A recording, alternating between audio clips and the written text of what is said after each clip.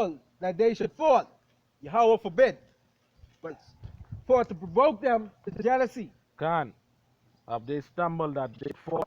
So the scribes, the Pharisees, and the people that follow them, they're the ones that stumble at the truth of Yahweh Shai HaMashiach. All right?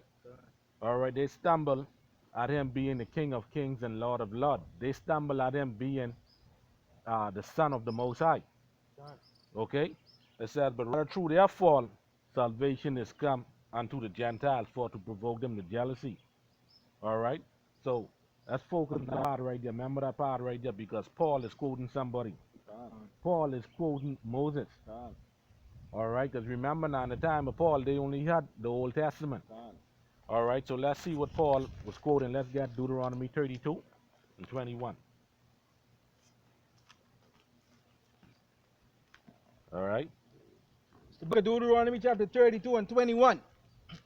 They provoked me to anger with their enemies, and I will move them to jealousy with those which are not a people.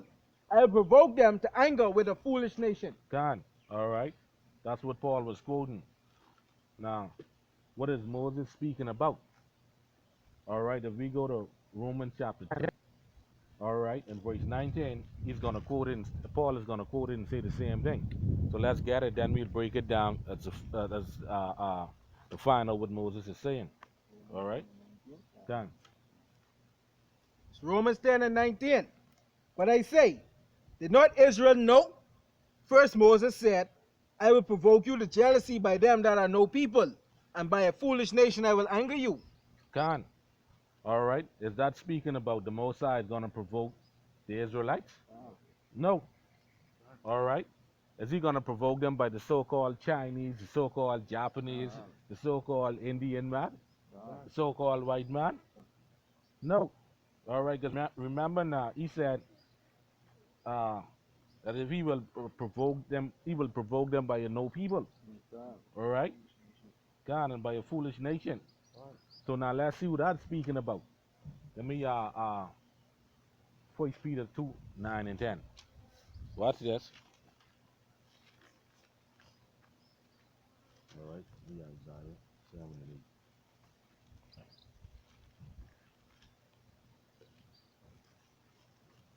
1 Peter 2, 9 and 10. This is the book of 1 Peter chapter 2 and 9.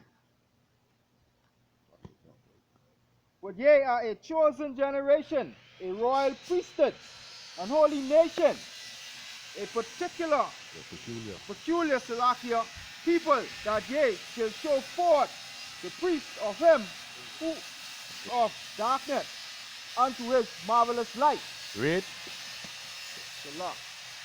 Which in time past were not a people. See that? Which in time past were not a people. Read.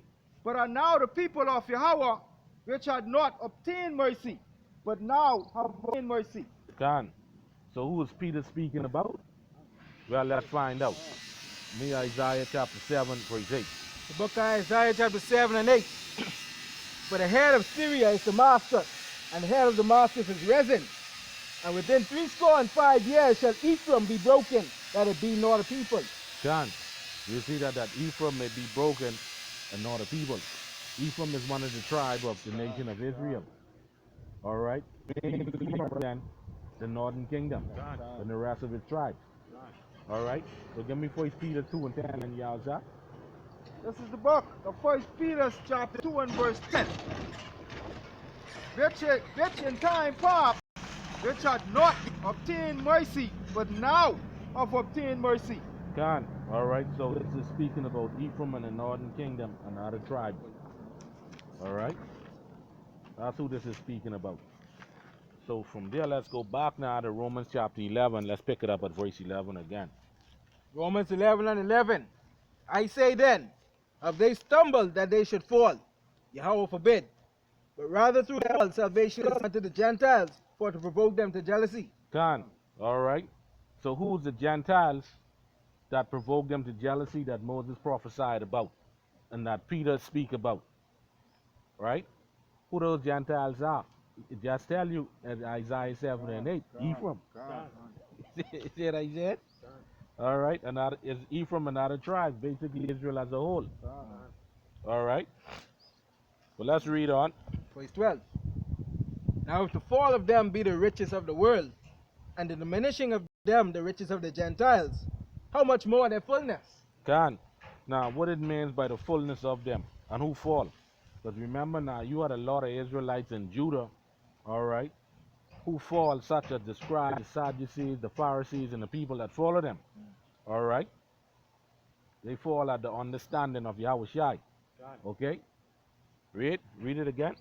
Now if the fall of them be the riches of the world, and the diminishing of them the riches of the Gentiles, how much more their fullness? Can, and what the riches of the world is speaking about, let's jump down to verse 33 to answer that. Verse 33.